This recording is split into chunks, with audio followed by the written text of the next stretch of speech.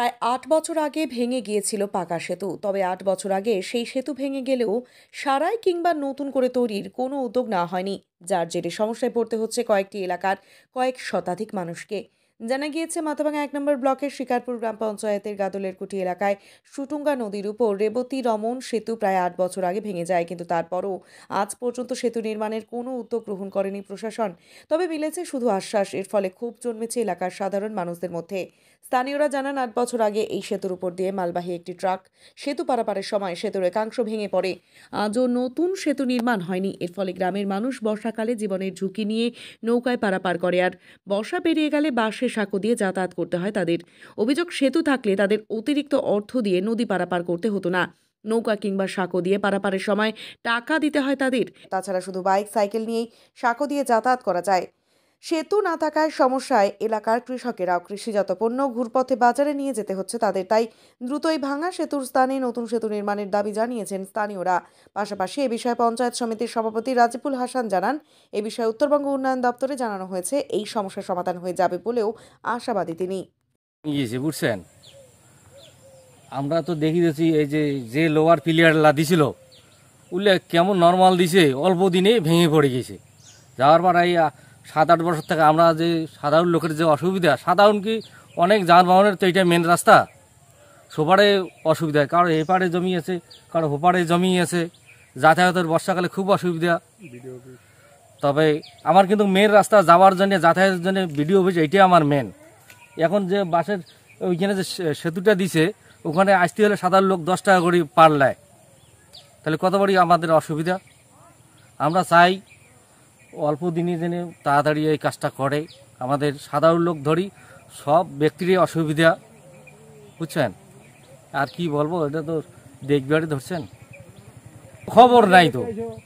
আজ ইলেকশন আসিল, নেতার ঘর বলবে এবার হয়ে যাইবে, সার্ভে হয়ে গেছে, হইবে, এই তো এইরকমই।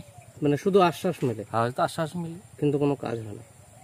আমাদের সাধারণ লোকের যা অসুবিধা, ওই তো আমি বাড়ি থেকে কোন উদ্দেশ্যে আসি, এখানে 10 টাকা না দিলে পারা হওয়া যাবে না। তাইলে আমাদের সাধারণ লোকের কত অসুবিধা। আমার নাম জায়েদ আলী মিয়া।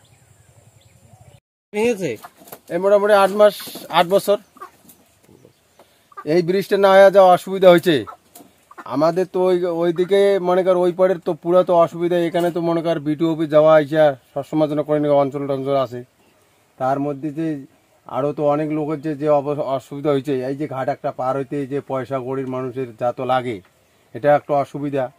হ্যাঁ, সরকার তো অনেক পয়সা অনেক দিকে খরচা করতেছে, কিন্তু দেখা যায় এই কাজগুলো জিনিস হতে একটাও লক্ষ্য করতেছে না।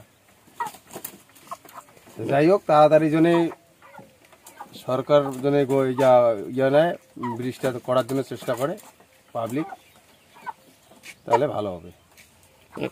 এই এতে বহুত এদিকে প্রক্রিয়াকা হসপিটাল, হাজরাহাট, তারপরে গিলাডাঙ্গায় প্রায় গ্রামগুলো এদিকে যাতায়াত।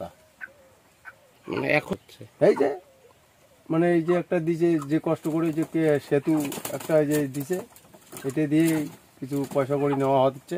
বাঁশের সাঁকো, হ্যাঁ, বাঁশের সাঁকো। তো এখন বাঁশের সাঁকো বর্ষাকালে কিভাবে যাতায়াত? বর্ষাকালে একটা নৌকা থাকে, নৌকা তো খুব ভয়ঙ্কর। মানে যখন তো জল একদম উতাল পাতাল হয়, তখন তো মোটামুটি পুরা লোক নৌকা চললে তো পুরা তো ইয়ে হয়ে যায়, ভয়ে চড়ে না।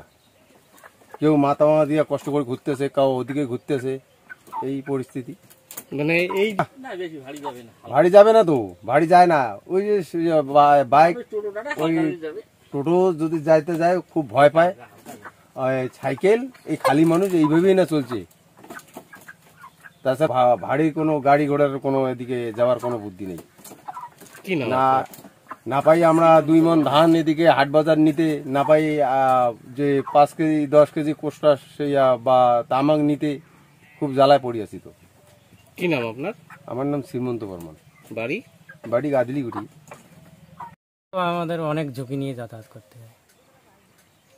কতদিন থেকে ভেঙে আছে? এটা তো অনেক দিন হয়ে গেল, আজকে 9 বছর চলছে। তারপরে কোনো উদ্যোগ নেওয়া হচ্ছে না? তারপরে কোনো উদ্যোগ নেওয়া হচ্ছে না। এখন জল ছোট বলে ব্রিজ দেওয়া হয়েছে। এর আগে তো নৌকা দিয়ে যাতায়াত করতে হতো। মানে এইভাবে যাতায়াত করা কতটা সমস্যা হয়? খুবই সমস্যা হয়। কি চাইছেন আপনারা? আমরা চাই ব্রিজটা যত তাড়াতাড়ি হয় ঠিক করা হোক। আমার নাম রমানাথ বর্মন। বিষয়টা আমরাও বিষয়টা নিয়ে খুবই চিন্তিত, কারণ যেভাবে যাওয়া আসা ওখানকার সাধারণ মানুষ করে সেটা বিপজ্জনক। তো সেই দিকটা জনস্বার্থের দিক চিন্তা করেই আমরা অলরেডি জেলা পরিষদ এবং উত্তরবঙ্গ উন্নয়ন দপ্তরকে আমরা এখান থেকে চিঠি করে দিয়েছি। যেহেতু এটা আমাদের পঞ্চায়েত সমিতির বাজেটের বাইরে, আমরা আশা করছি খুব তাড়াতাড়ির মধ্যে সেখান থেকে কোনো সদুত্তর আসবে এবং যত তাড়াতাড়ি সম্ভব কাজটা শুরু করানো যায় সেটা আমরা দেখব। রাজিবুল হাসান, সভাপতি, মাথাভাঙা 1 নং পঞ্চায়েত সমিতি। উৎসব, অনুষ্ঠান, পুজো কিংবা এমনি সময় অত্যাধুনিক হেয়ার কাটিংয়ের সাথে নিজেকে আরও আকর্ষণীয় করে তুলতে চান? তাহলে আর দেরি কিসের? আজই চলে আসুন আমাদের প্রতিষ্ঠানে। এই প্রথম অত্যাধুনিক সেলুন উপহার দিতে আপনাদের মাথাভাঙা শহরে হাজির translate professional, the ultimate salon, destination for ladies and gents. আমাদের এখানে hair cut, hair spa, hair colour, hair treatment, straightening, facial, pedicure, manicure সহ সমস্ত ধরনের কাজ করা হয়ে থাকে। তাহলে আর দেরি কিসের? নিজেকে আরও সৌন্দর্যায়নের লক্ষ্যে আজই চলে আসুন আমাদের প্রতিষ্ঠানে। আমাদের ঠিকানা মাথাভাঙা থানাপাড়া রোড, মাথাভাঙা, কোচবিহার। আমাদের যোগাযোগ নাম্বার 9932232777।